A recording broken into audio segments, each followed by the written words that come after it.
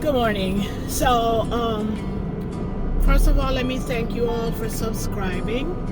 I don't have millions of followers or anything like that, but I know that my Bible tells me that where two or more are gathered, where three or more are gathered, the Lord is there to bless. So what I wanted to do is to just get started telling my caregiving story so that anyone who might find themselves in this position or is in this position already can benefit from my story. No one gets up and says, I'm going to be a caregiver, unless, of course, you're in a nursing business or you're a doctor, nurse's aide, CNA, to whom right now I have to just lift my hat to these people because this is quite a job. So, how I came to be a caregiver is, first let me back up a little bit. We're from Jamaica. We've been here in this country since I think 1987, and we have always been pretty healthy people, because I'm one person who I do not frequent the doctor, neither did my husband.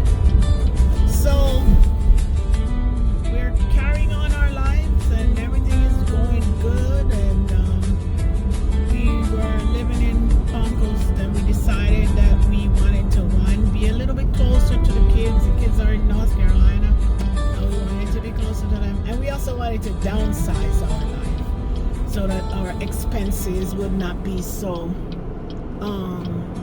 above us. We are both retired, and we decided, you know what, we need to find somewhere where we can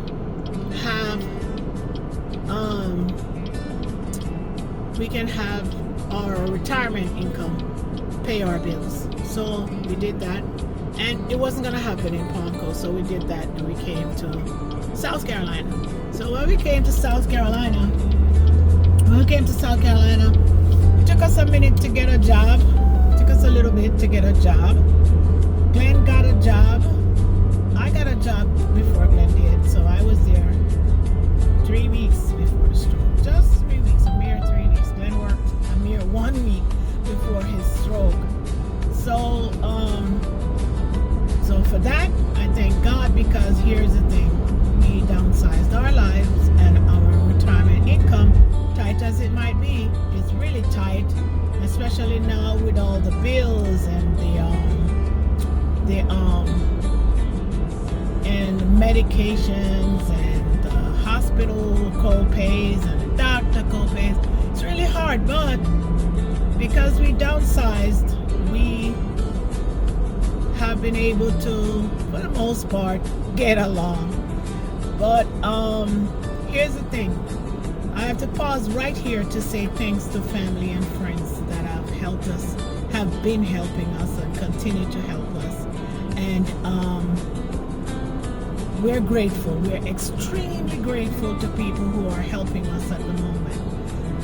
I basically am we're making it work. So anyway, let's go back to that Sunday. That Sunday morning, everything seemed normal. Everything was good. And we went out to our normal Sunday morning rendezvous, as we normally do, as my daughter calls it, your rendezvous. We would drive hours to go somewhere to have breakfast or to do something, or to fish. Fishing was Glen's, or still is Glen's passion, second to cars. Of course, he loves cars. So I went to work. We went to the lake in the morning, and then I went to work. When I went to work, and here I pause to say, friends, when you have a job, make sure there's some way for your family to be able to contact you, no matter what they say. Just let there be a way, because Glen was trying to reach me, and he couldn't. So eventually he had the presence of mind to call the store that I worked at. So what he was doing, he was actually actually getting ready to cook to make dinner, and you figure out. Okay, so I was at work, working away, doing my thing. Didn't even know at the time that Glen was in that position that he was. So it has been a ride, and it will continue to be a ride. But let's talk about what caregiving really is and what it's not. So caregiving is really, I would say, for the most part, a very intimate job, because for now I find that I have to help him with his clothes, get his clothes on. I have to help him take a shower. I have to help him pretty much, daily living. But it's all right. I don't mind doing it. I love doing it. We took a vow before God and man, and our vow said, in sickness and in health, for richer, for poorer. And here we have the health crisis, and we have poorer. So I'm taking my vows seriously, and I am trusting God to take us through all of this. So here's the thing. Some people have said, oh, you can't leave your job and go take care of him. How are you guys going to manage? Oh, people, that's material. Caregiving is not something you necessarily plan for. Once again, unless you're a nurse or a doctor or someone in that field, you don't plan for caregiving. And caregiving is often overlooked as if it's nothing. You're just helping somebody. But when you have somebody who is 6 feet tall,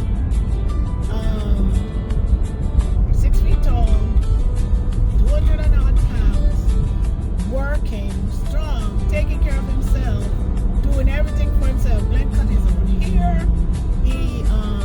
Now I even have to be clipping his nails. Oh my God, and every week, every time I clip his nails, I get a lesson in nail clipping. Let me tell you. So this is a guy who is used to doing everything for himself, and now he has to call me for every little thing.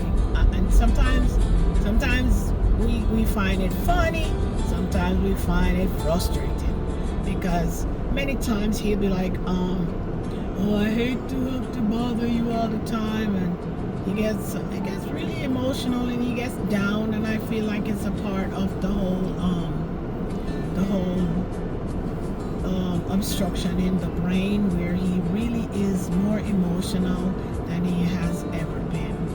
But we learn to deal with that. So overall, when you look at it, really, caregiving is one of those jobs that is overlooked, and I'll be honest, until I found myself in this position, I never even thought about caregiving like that. I never thought that it would affect me on so many levels. Emotionally, it's draining sometimes.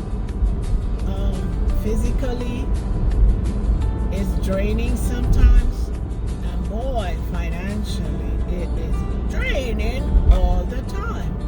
But when you get married, young people, remember this: you sign up for it. It is something that you sign up for. It doesn't say on your wedding vows, oh, I'll be a caregiver. But what it says is that I promise to be with you in sickness and in health. And here Glen is sick. I don't know when or how, what the timeline. Nobody has a time frame for the recovery, but I'm in it for the long haul. I will take care of him as long as the Lord lends me breath and as long as he needs me. I want you to think about your own family, whether it's going to be your mother, your father, your sister, brother, cousin, husband, wife, whomever that might need you to take care of them. Think about it. Will you be ready to sign up for it? Will you be ready to stay with it? Will you be ready to roll with it? Because let me tell you, it is not a job for the faint of heart. And it is not something that you can do today and not tomorrow. It has to be done, and it has to be done with care. You have to take care of people with respect, not forgetting that they're still a human being and they still have their own feelings and they still have a mind of their own. Over the time, Glen has not lost his cognitive functions at all. He has been able to think and to make jokes and to do everything that he normally does cognitive wise. But when it comes to helping himself, his right side is very weak, so I don't let him go into the shower without me just standing there or just waiting there for some, to be there, so that he doesn't have to be in the bathroom by himself and probably risk a fall.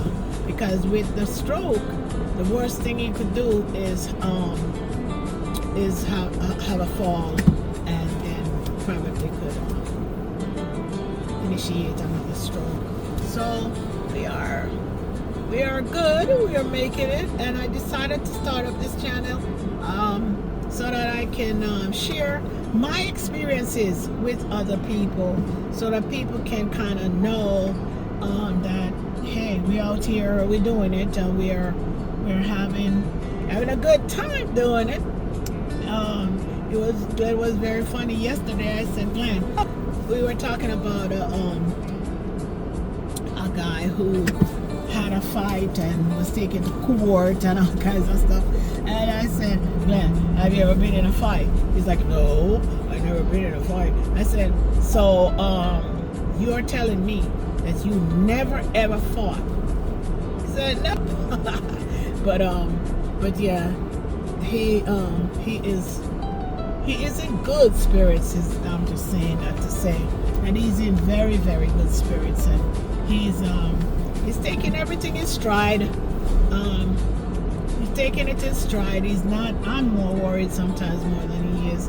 The other day he said to me, listen, whatever God has in store for me, I will accept.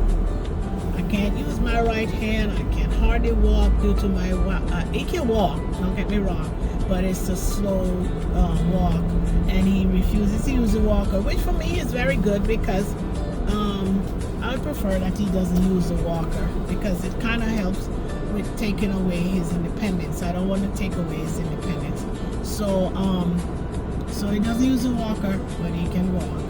And so I'm asking you all to again, I want to thank you for joining my channel, and I'm asking you to share, like, subscribe, comment. Let's talk. Help us. If you know of anyone who is taking care of a family member or stuff like that, could pass it along so that they can we can talk. Because sometimes all you need is to say, this happened, that happened, and we can all dissect it together. So thank you. Like my channel, share, subscribe, and we will talk soon. I'm thinking of having a specific night where we can kind of get together and just talk. But as you know, on these YouTube channels, you have to have a certain amount of people before you can do that. And so I'm just waiting to be able to do that.